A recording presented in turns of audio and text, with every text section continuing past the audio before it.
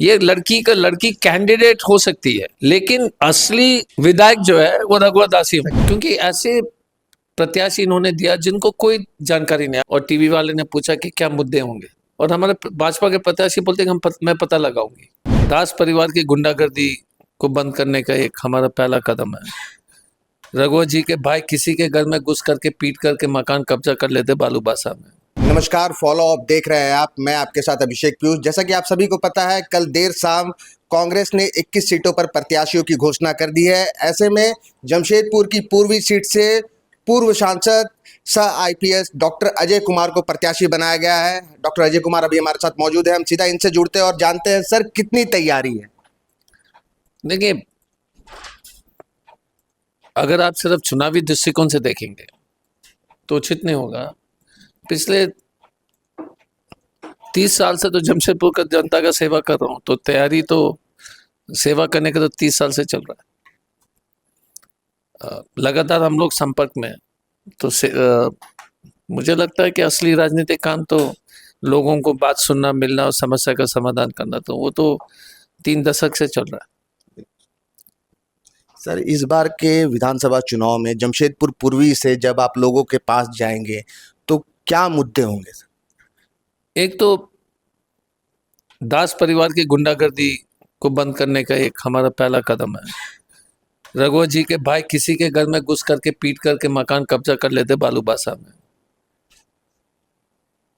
किसी को भी पीट देते हैं, किसी को भी गाली देते हैं। तो एक तो दास परिवार के गुंडागर्दी से छुटकारा, ये सबसे बड़ी चीज है।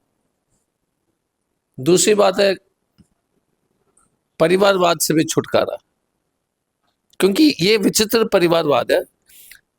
राजनीति में बहुत सारे परिवार के लोग राजनीति में, लेकिन वो मेहनत करते हैं 15 साल 10 साल अपने क्षेत्र में रहने के बाद किसी को बेटा बेटी पत्नी को किसी को भी उस व्यक्ति का जो है कुछ साख हमेशा होने के बाद ही टिकट दिया जाता है। रघुवर दास जी ने उनके कर्मठ कार्यकर्ता राम बाबू तिवारी हो, शिवशंकर जी हो, अभय सिंह हो, काले जी हो, गुंजन यादव हो, उन्होंने सिर्फ घाव पर नमक भी सिर्फ नहीं छीटा, बेइज्जत भी कराया। क्योंकि ऐसे प्रत्याशी इन्होंने दिया जिनको कोई जानकारी नहीं। अभी एक टीवी इंटरव्यू उन्होंने हमारे भाजपा के प्रत्याशी ने दिया था, और टीवी वाले ने पूछा कि क्या मुद्दे होंगे, और हमारे भाजपा के प्रत्याशी बोलते कि मैं पता लगाऊंगी। या नाम अनाउंसमेंट के बाद 2 दिन तक, कम से कम उस 2 दिन में तो पता लगाते। अपने ससुर जी से तो पूछ लेते, लेकिन ससुर जी क्या बोलते हैं? ससुर जी को भी नहीं मालूम है कि 30 साल बाद भी उनको नहीं मालूम है कि जमशेदपुर का मुद्दा क्या है। 30 साल से तो आपने मालिकाना के हक पर जो लोग को ठगा। हम हमेशा कहते हैं, यदि आपके बच्चे, कोई बाप का अगर कोई बच्चा हो 25 साल से 5वीं कक्षा में फेल हो रहा हो, तो आप मिठाई खिलाओगे कि मारोगे? तो रघुवर दास जी ने 25 साल से जमशेदपुर का जनता के सभी समस्या को पूरी तरह से नकारा और फेल हुए। मालिकाना के नाम पर फॉर्म बरवा करके हाथ तोड़वा दिए। तो अब जमशेदपुर को इस परिवार से छुटकारा पाने के लिए मुंह तोड़ जवाब देने का समय आ गया।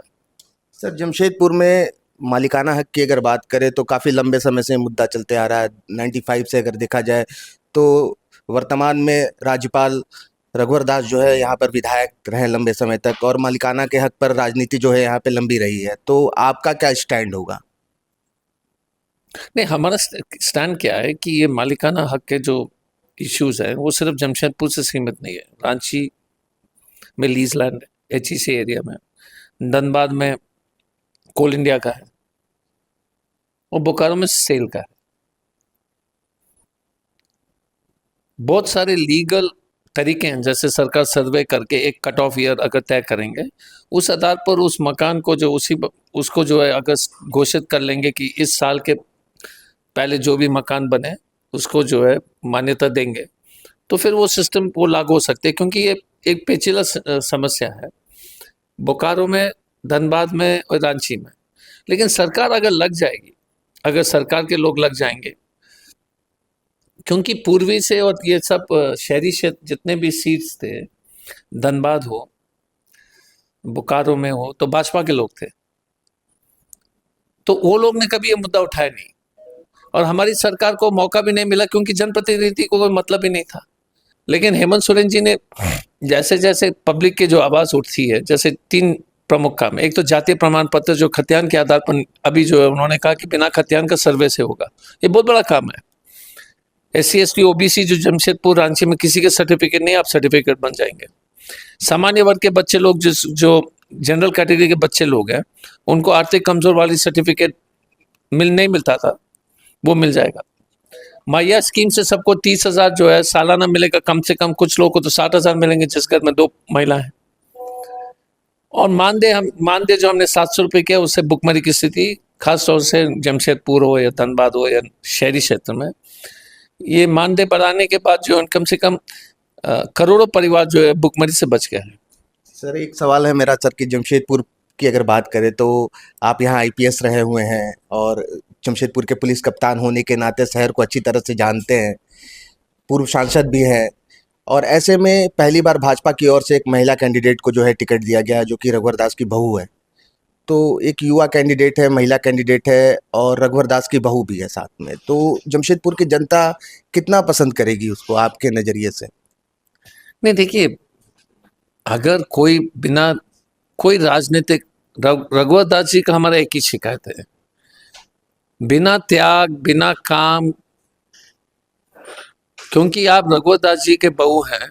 रघुवर दास जी अपने राजनीतिक जमशेदपुर में बरकरार रखने के लिए एक लड़की को, अपने बहू को सामने कर दिया है। राजनीति तो रघुवर दास ही करेंगे। रघुवर दास जी अपने जमींदारी को बचाने के लिए एक बच्ची को सामने खड़ा किया है। ठेका चाहिए, बेटे को नौकरी चाहिए, परिवार लोग को नौकरी कराना है, तो इसीलिए वो चाहते हैं कि उनकी बहू जीत जाए, ताकि वो जमशेदपुर पर पूरी तरह से अपने परिवार का गुंडागर्दी जो बरकरार रखें। ये लड़की कैंडिडेट हो सकती है, लेकिन असली विधायक जो है वो रघुवर दास ही होंगे। कैंडिडेट की ही बात कर रहे हैं सर कि उस पे मतलब अगर आका जाए तो कितना टक्कर देंगी आपको? देखिए, मैं इतना ही कहूँगा, उनका इंटरव्यू में पढ़ रहा था, अगर हमारे विपक्षी अगर हमारे बीजेपी के कैंडिडेट कह रही है कि हम मुद्दे को पता लगाएंगे, तो आप ही बताइएगा कि क्या स्थिति है इस देश में। आपके पास 2 दिन था, तो ससुर जी बताते, लेकिन ससुर जी भी जो है इस शहर के समस्या से अवगत नहीं है, उनको कोई मतलब नहीं है। तो इसलिए किसी को, उनके परिवार में किसी को जमशेदपुर के समस्या से ना तो कोई मतलब है, ना तो समाधान करने से मतलब है। अगर बच्ची को सचमुच में अगर उनको, देखिए, ये टिकट अचानक आसमान से टपक के नहीं आया।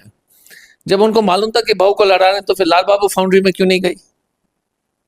नहीं गए ना, भाजपा के नेता कोई नहीं आया ना सामने। बुयाडी में क्यों नहीं गए जब बस्ती को तोड़ने का नोटिस मिला? तो जब समस्या होता है तो किसी और को जाना है, और मलाई खाने के लिए किसी और, ये ठीक नहीं है। सर एक सवाल है मेरा सर कि भाजपा दावा कर रही है कि कोल्हान समेत पूरे झारखंड से जो है इंडिया गठबंधन का सुपड़ा इस बार साफ कर देगी, आप इस पर क्या कहेंगे? एक काम कर लीजिए, मैं एक लिख के दे देता हूँ, चुनाव के नतीजा के बाद हमको बता दीजिए, अपने पॉकेट में बटुआ में रख दीजिए, सरकार हेमंत सोरेन की बनेगी। सर एक अगर कुणाल जब बैरागोड़ा से JMM में शामिल हो रहा है, अगर लुइस मरांडी जो है संताल में JMM से शामिल हो रहा है, अगर अर्जुन मुंडा जी को, मैंने कहा सरदार जी को मनाने के लिए अपने पहुंचना पड़ रहा है, तो आपको लगता है कि ये लोग मजबूत हैं? सर एक आखिरी सवाल कांग्रेस से, जमशेदपुर से। सर यहाँ पर पिछले दिनों प्रदेश अध्यक्ष कमलेश जी का जो सभा हुआ था, उस पर काफ़ी विवादास्पद देखा गया, उस सभा में काफ़ी हंगामा हुआ। ऐसे में यहाँ पर कांग्रेस का पूरा समर्थन मिलेगा, जो भी कार्यकर्ता है जितने भी? देखिए, हर राजनीतिक दल अपने आदमी के जो है अपने शक्ति प्रदर्शन के लिए सब करते हैं, तो इसमें विवाद की कोई गुंजाइश नहीं है। दूसरी बात है, सभी कांग्रेस के लोग समर्पित कांग्रेस के लोग हैं। एक बार टिकट के अनाउंसमेंट हो गया तो सब लोग एकजुट लड़ेंगे। आज हमारी मीटिंग हुई थी आनंद बिहारी जी से और विजय खान से, ये सब तो पार्ट ऑफ लाइफ है। जैसा कि आपने देखा, अभी हमने जमशेदपुर से इंडिया गठबंधन के प्रत्याशी डॉक्टर अजय कुमार से बात की। इनका कहना है कि हम स्थानीय मुद्दों को लेकर के जमशेदपुर पूर्वी की जनता के पास जाएंगे और जमशेदपुर की जनता जो है हमें जो है पसंद करते हुए मतदान करेगी। द फॉलो अप के साथ मैं अभिषेक पीयूष, नमस्कार। thefollowup.in. Like, share, and subscribe. www.thefollowup.in